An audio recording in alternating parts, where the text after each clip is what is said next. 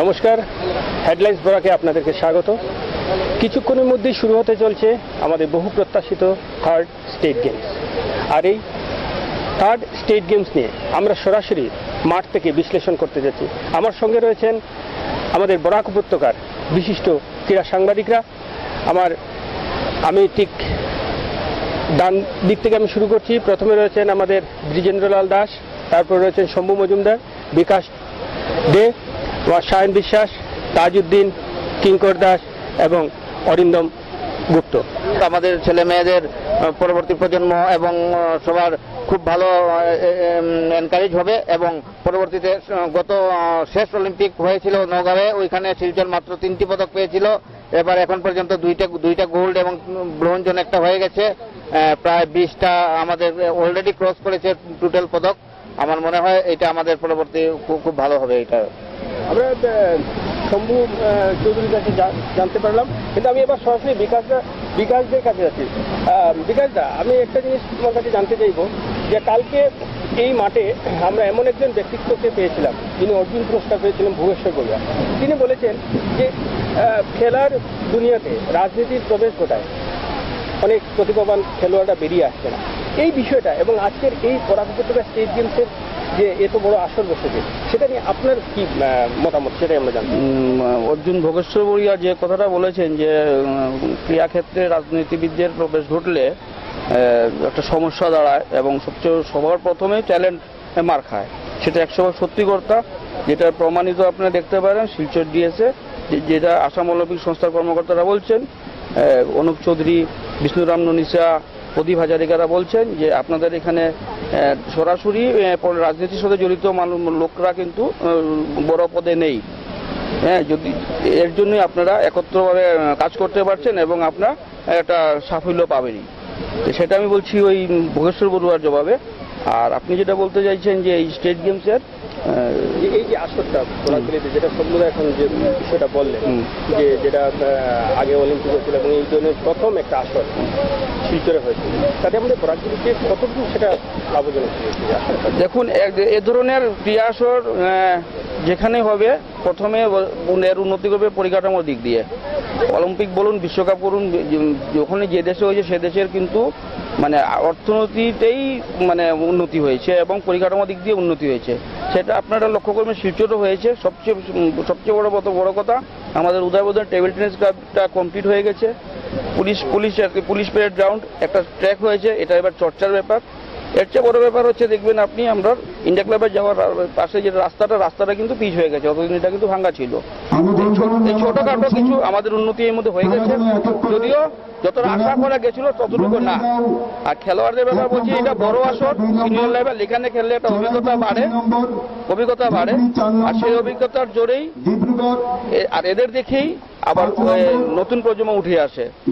আর সবচেয়ে বড় কথা হচ্ছে শিলচরে যে মানে এটা মেগা ইভেন্ট, বিভিন্ন ইভেন্ট রয়েছে, 25টা ডিস্ট্রিক্ট এসেছে, কিংবদন্তিরা এসেছেন। এদের দেখে আরো জুনিয়ররা অনুপ্রাণিত হবে। ধন্যবাদ। এবার আমি সরাসরি চলে যাচ্ছি সায়নের কাছে, কারণ আমরা সায়নকে দেখেছি অতীতে দু একটা আন্তর্জাতিক মাপের খেলার খবর সংগ্রহ করতে এবং সেগুলা প্রোগ্রাম কভার করেছিল। যেমন আন্তর্জাতিক ক্রিকেট দু একটা কভার করেছিল। এবার সায়নের মাটি অর্থাৎ আমাদের জায়গায় আজ এত বড় একটা খেলার আসর বসেছে। আচ্ছা সায়ন, তুমি বাইরেও খেলা দেখেছো এবং আজকে এই বরাকবিলি অর্থাৎ শিলচরে একটা এত বড় একটা খেলার আসর বসেছে, সেটা নিয়ে তোমার কি প্রতিক্রিয়া বা কি অনুভূতি মনে হয়, কেমন হচ্ছে? মাল্টি স্পোর্টস ইভেন্ট জীবনে হয়নি, এই প্রথম, এবং ভবিষ্যতে কবে হবে তাও আমরা জানি না। যেহেতু আমরা সর্বোচ্চ এরকমই একটা আসর করতে পারি, আসাম অলিম্পিক বা স্টেট গেমস এরকমই একটা আসর আমরা আয়োজন করতে পারি। আমরা অতীতে যখন আসামের মাটিতে ন্যাশনাল গেমস হয়েছে কয়েক বছর আগে, তখন গোটা আসামের একটা ইনফ্রাস্ট্রাকচারাল ডেভেলপমেন্ট হয়েছিল স্পোর্টসের ক্ষেত্রে, এবং এবার শিলচরের ক্ষেত্রে অসম অলিম্পিক ঘিরেও আমরা এরকম একটা ডেভেলপমেন্ট দেখি।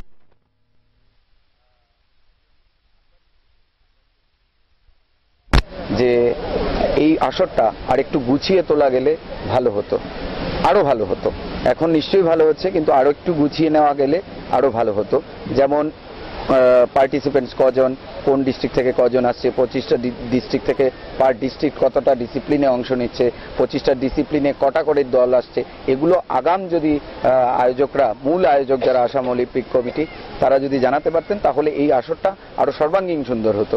কিছু কিছু জায়গায় ত্রুটি থেকে যায় এবং সব বড় আয়োজনে কিছু ত্রুটি থাকে, সেটা আমরা স্বীকার করিনি, কিন্তু পাশাপাশি তারপরও যেভাবে আয়োজন হয়েছে, যা পরিসর হয়েছে এবং সাধারণ জনতা এই শেষ মুহূর্তে যেভাবে এই স্টেট গেমস ঘিরে আগ্রহ দেখাচ্ছেন, সেটা একটা খুশির বিষয়। এটা কি তুমি একজন সাংবাদিক হিসেবে মনে করতে পারো কি যে আজকে বরাকবিলিতে এত বড় একটা আসর, সেটা আমাদের একটা গর্বের? অবশ্যই সেটা একজন বরাকবাসী হিসেবে আমরা তো নিশ্চয়ই গর্বিত।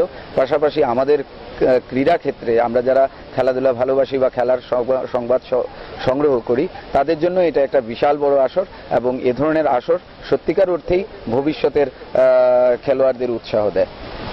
আমরা শুনলাম সায়ন বিশ্বাসের কথা, এবার শুনে নেব আমাদের সঙ্গে রয়েছেন তাজউদ্দিন, আমাদের বাক্সের সচিব। উনার কাছে একটা বিষয় জানতে চাইবো যে অবশ্যই, কারণ ক্রীড়ামন্ত্রীর অবদান এখানে অস্বীকার করা যাবে না। আমরা দেখেছি ক্রীড়ামন্ত্রী সশরীরে মাঠে উপস্থিত থেকে মাঠের কাজ ছাড়াই করছেন। তার মানে একটা ইভেন্টকে কতটা গুরুত্ব দিতে হবে সেটা উনার চালচলনের মধ্যে প্রতিফলিত হয়েছে। আজকে সকালে যখন আর্চারি ইভেন্ট দিয়ে আজকের খেলাটা মানে গেমসটা উদ্বোধন হলো, সেখানে তিনি সশরীরে উপস্থিত ছিলেন এবং প্রতিটি বেনুর খবর নিচ্ছেন কিভাবে আয়োজন হচ্ছে।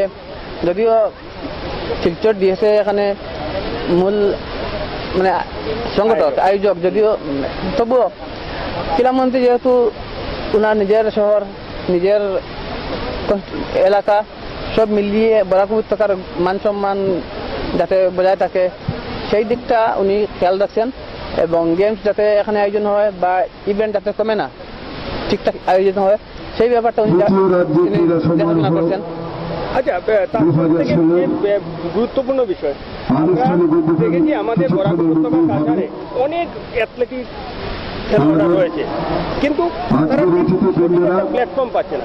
তুমি মনে করো এই একটা প্ল্যাটফর্ম ওদের জন্য এই প্ল্যাটফর্মের মাধ্যমে কি ওরা কোনো জাতীয় স্তরে যেতে পারবে না?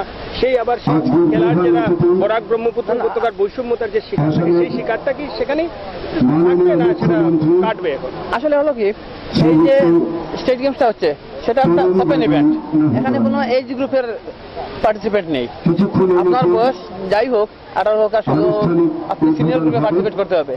এই জায়গাতে গিয়ে শিলচর হয়তো অ্যাথলেটিক্সে খুব বেশি পদক পাবে না, কিন্তু শিলচরের অ্যাথলেটিক্সের উন্নতি হওয়ার একটা জায়গা তৈরি হয়ে গেছে। কিন্তু এই যে পুলিশ গ্রাউন্ডে নতুন ট্র্যাক হলো, এই ট্র্যাক এখন প্র্যাকটিসের জায়গা করে দিয়েছে এবং একটা জিনিস করতে হবে, যে ব্যাপারটা হলো স্থানীয় খেলোয়াড়দের উৎসাহ হতে হবে, স্থানীয় খেলোয়াড়দের মাঠে নামাতে হবে।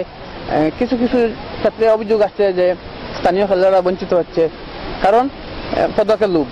সেই জিনিসটা ত্যাগ করে যদি খেলা হয় তাহলে আশা করি ভবিষ্যৎ প্রজন্মের খেলোয়াড়রা উঠে আসবে, অনেকে আগ্রহ নিয়ে মাঠে আসবে। কিন্তু যদি দেখে আমি সারাদিন প্র্যাকটিস করলাম আর আমার জায়গায় আর একটা মানে পদক সম্ভাবনা আমার বাইরের খেলোয়াড়কে নিয়ে ঢুকে দেওয়া হলো, তখন কি হয়? তখন যে খেলোয়াড়টা এতদিন প্র্যাকটিস করলো ও মানসিকভাবে ভেঙে পড়ে, ও নিজে তো আসবে না, ভবিষ্যতে কাউকে আসার পথে হয়তো প্রতিবন্ধক হয়ে দাঁড়াতে পারে। সেটাই একটা দুশ্চিন্তার ব্যাপার এবং ভাবনার ব্যাপার। সেই ভাবনা থেকে আমাদের সেই জায়গাটা আমাদের চিন্তা করতে হবে। আমরা হোস্ট বলে আমাদের বেশি পদক পেতে হবে এমন কোনো ভাবনা তৈরি করে মাঠে নামার প্রয়োজন নেই।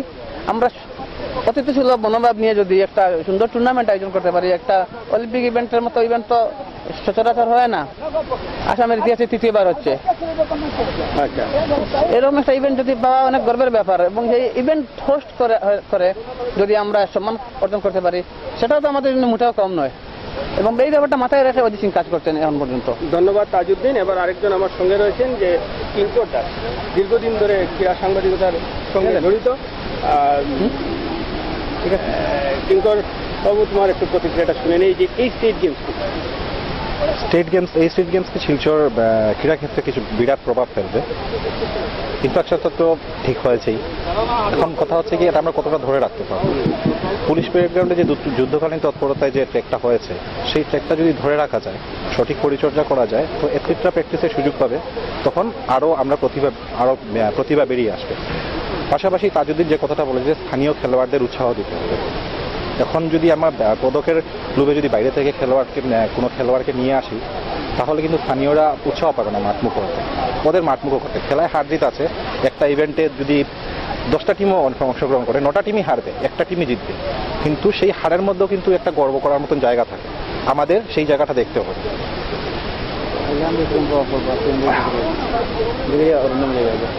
আচ্ছা, এবারে আমাদের সঙ্গে আরো অনেক ক্রীড়া সাংবাদিকরা রয়েছেন। আমাদের এই আজকের এই মাঠ থেকে যে আমরা বিশ্লেষণ করছি, আমরা শুধু আজকেই নয়, আমরা প্রতিদিন চেষ্টা করবো আমাদের ক্রীড়া যারা বিশিষ্ট ক্রীড়া সাংবাদিকরা আছেন তাদেরকে নিয়ে আমরা মাঠ থেকে সরাসরি একটা বিশ্লেষণ করে আমরা সেটা সাধারণ মানুষের কাছে যাতে পৌঁছে দিতে পারি, বরাকবাসীর কাছে আমরা পৌঁছে দিতে পারি যে আমাদের স্টেট গেম কতটুকু আমাদের উপকারিতা আছে, আমাদের কী লাভবান হবে, আমাদের খেলোয়াড়রা কী সুযোগ পাবে, এইসব নিয়ে আমরা প্রতিদিনই চালিয়ে দেবো একটা বিশ্লেষণ।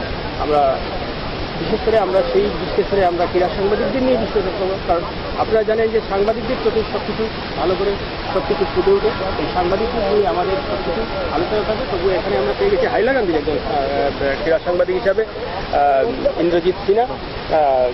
আমি ওনার কাছে জানতে চাইব যে বরাকবেলি বলতে আমরা শিলচরে এই আসরটা বসছে, এতে হাইলাকান্দি এবং করিমগঞ্জ, আমরা বরাকবেলির মধ্যে এই অংশগুলোই থাকে।